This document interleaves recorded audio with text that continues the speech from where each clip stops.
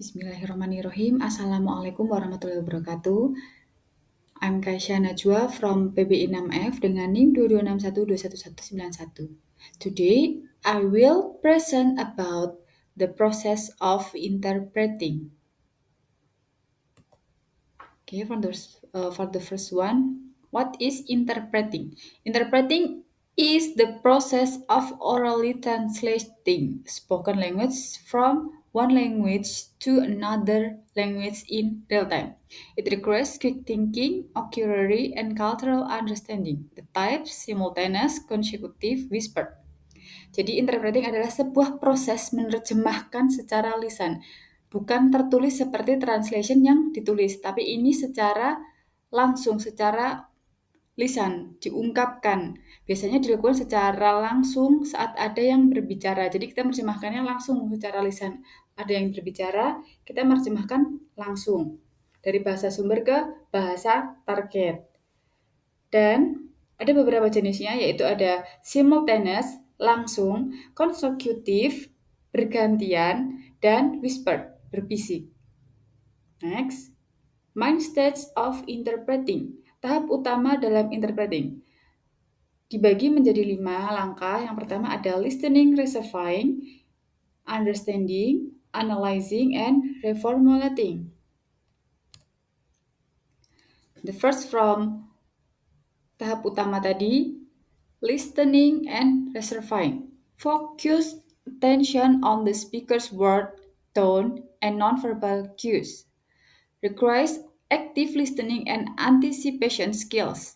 For the example, catching idioms like break the ice and recognizing it as a figurative phrase.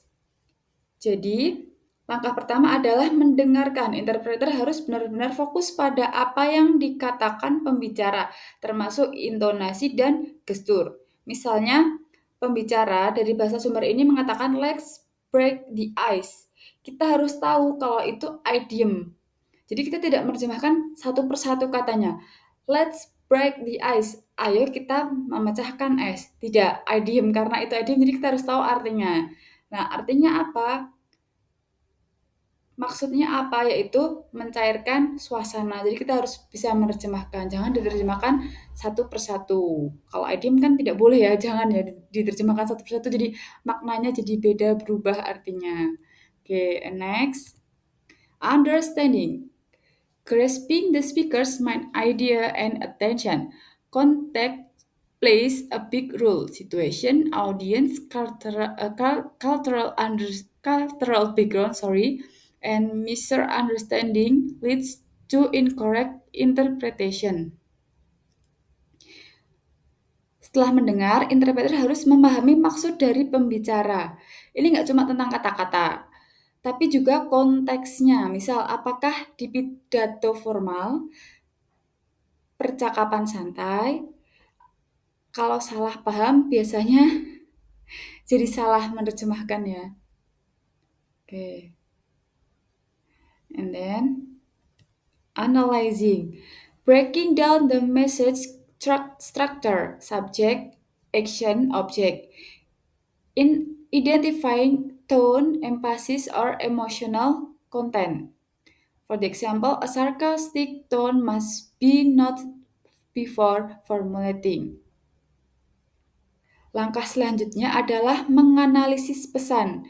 Kita harus tahu strukturnya, struktur kalimatnya, siapa subjeknya, apa maksudnya, dan bagaimana nadanya. Misal kalau pembicara sarkas, kita juga harus tahu itu, bahasanya sarkas, dan jangan diterjemahkan secara harfiah.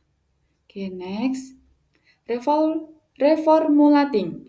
Changing the message into the target language with the same meaning and effect. Adapting idioms, slang, or cultural references requires mastery of both source and target language. Setelah paham dan analisis, kita ubah pesan itu ke dalam bahasa target. Jadi dari bahasa sumbernya kita ubah ke bahasa target.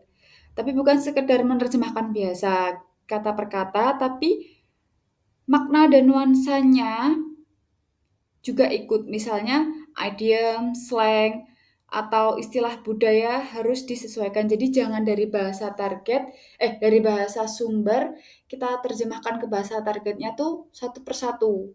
Jadi kalau idiom, slang, and cultural language itu